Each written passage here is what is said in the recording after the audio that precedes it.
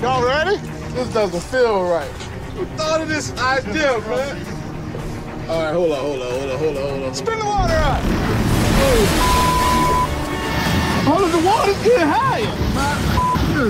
Stop!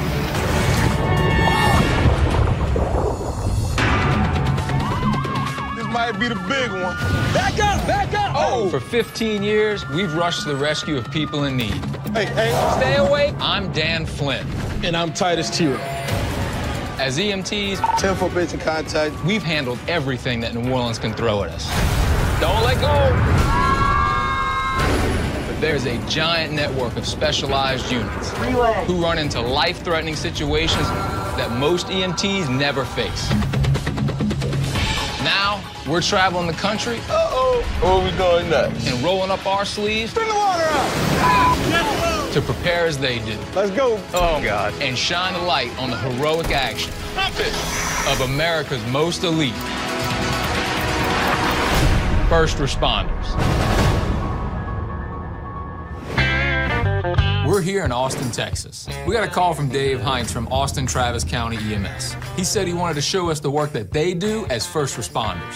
But we have no idea what we're getting into today. This is so different from New Orleans, man. I can't wait. When I think of Texas, I think of like dry, flat, desert type, you know, with the little things that flew Tumbleweeds. Tumbleweeds. That's what I think of Texas. I don't see nobody, but this is where he said to meet. When we pull up and I see a lake, I'm thinking, oh, Lord, we're not on Bourbon Street anymore. All right, what we doing? Dude.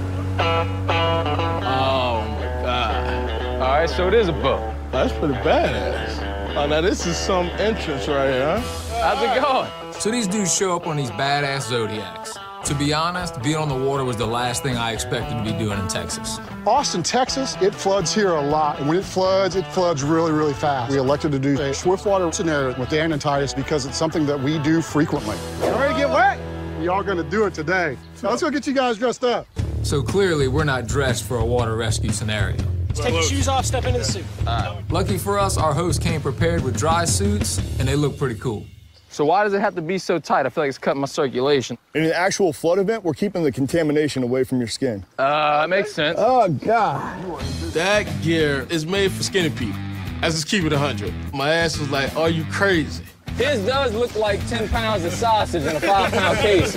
You reach it okay? Dan got into his suit before me because Dan wears skinny jeans, so he was used to putting some skinny on his thigh. These jeans are actually not jeans at all. They're actually stretchy, kind of like dude yoga pants, just for the record.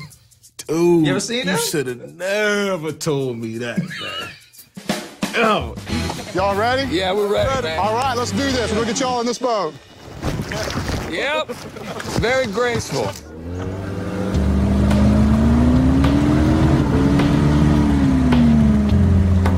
my first impression of this boat, fast, powerful, fun. But this right here is a highly specialized piece of equipment. This is a Zodiac 420. Gives us the ability to get in and out of really tight places. Right. Trees, cars, fences to get to where they're at. With us being right in the middle of Flash Flood Alley, if someone's in need, we're gonna do everything we can to get to them. We know firsthand floods can get nasty. We lived through Katrina. 2015 through 2017 were America's worst years for flood deaths, 418 in total. So the need for specialized rescue units is serious. We've had a number of really bad flooding events in Austin over the past few years. Probably one of our bigger ones was the 2013 Halloween floods. It was a World War II veteran who was trapped in his house. I drove the boat. We couldn't see anything. The rain was coming down so hard. We were able to secure the boat to the front porch. Sure enough, the guy's inside. He's yelling for help. He can't get the door open because the pressure of the water was so great. We were able to open up the door, dove after him to grab him because the water was rushing through the house so badly. We got him in the boat. We were able to get pushed off. My engine goes out. And I'm a veteran. I've been deployed a number of times. I can honestly say it was probably the scariest moment of my life. I can't imagine, man. Fortunately, we were able to get the boat motor started back up. Good. We got him to the hospital. So the vet or the patient, I mean, he survived, right? He did survive. Of course he did. Actually kind of gave me goosebumps a little bit. It was about the floods, but you don't hear a lot from the first responders themselves. And that's what we want to do. We want to share their stories with the world. Do you see the snake in the water right there? Nah, I'm just full. Titus, you left your car over here? Yo, what's up with this car, man? Guys, this is where it gets real. I'm not an idiot. Flash flood alley, car in the water. They got the fire department out here with their heavy-duty hoses. Something big is about to happen. Here in Austin, we have a lot of problems with low water crossings and swift water rescues. Right. And if your car goes off the road, who's gonna come get you? We are. We're gonna show you how to rescue in that environment. Titus and I, we're pretty excited to kind of get our hands dirty. We got all of these great guys around us. I mean, I felt like things were just gonna go pretty smoothly. Who's gonna be the victim? There you go, right there. Wait, so what does that mean? Who? So that means Titus gets to be the victim, because he won.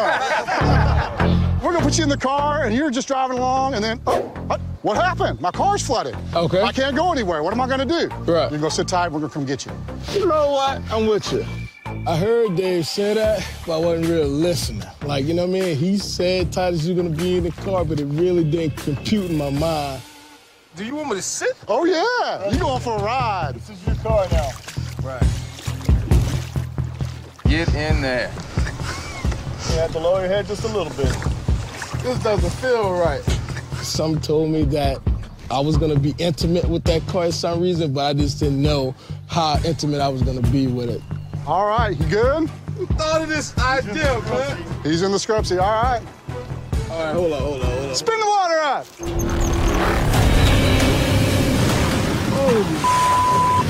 Make no mistake, we put Dan and Titus into a major league scenario. We had to use the prop because otherwise there's not swift water moving. Hold up, man. Hold up. I'm always playing, the rescuer. That was the first time I actually felt what the victim be feeling. I can't catch my breath. I got this water in my face. I'm thinking about my wife, my son. I'm actually feeling that, like, oh, this is it.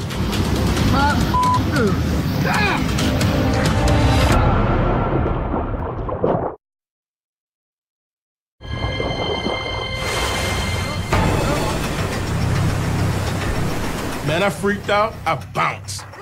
I am not getting back in that ever. You all right? Take a breath. As his partner, I wanted to clown him for getting out the car.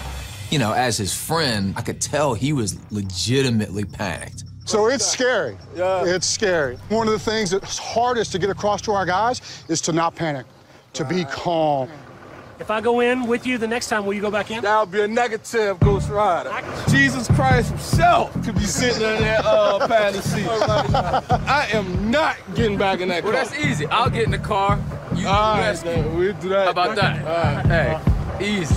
There we go. All right. We came all the way out here to Austin to be a part of this water rescue scenario. So if I gotta take one for the team, that's what I'm gonna do. I see why he freaked out. I'm already freaked out. Roll it.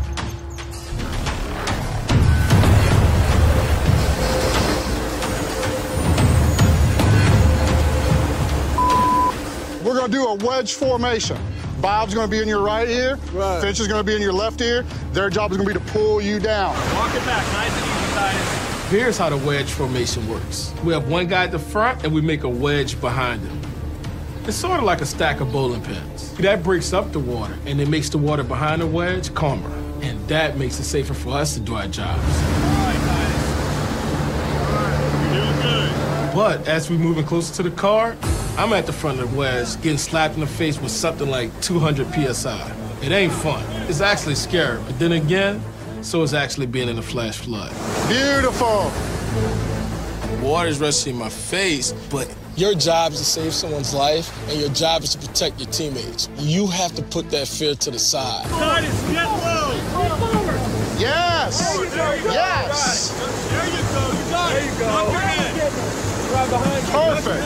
Hey, we got you, man. Being in the car made me understand why Titus bailed out. That's a very scary and surreal experience. When they got to the side of the car, it was almost like that feeling of, relief. Go to a half. I know. You're good. You're good. It was amazing how environment. They pulled me out into the middle of that V pattern, and it was like I was standing in a swimming pool. There really was no pressure. It worked exactly like they said it was gonna work. Step! Step! All right. Hey. Forward, Well done, man. Well done. Come on up. You're a rescuer now, man. That was one of the most frightening experiences I ever had, but it made me look at first responders an entire different way. Yeah. And like I felt like one. Like, you know what I mean? He was letting me know what was going on in the back. I just felt like one group. And that's what we do here. We work as a team. Mad respect for everything you guys do. It's hard, man. This is a special department in a special area.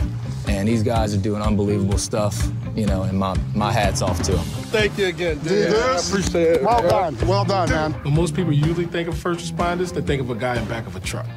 These Austin Travis Special Op guys, they prove it goes way beyond that. Good looking out, man. Hey, you too, man. Good job. Those paramedics are the truth. But draw us a little what? We got. Hey, I'm glad we're wearing their shorts right now, not mine. Oh my God. Y'all give us a ride back to our truck? Yeah. I call it like I had better days, though. I think you had that same car.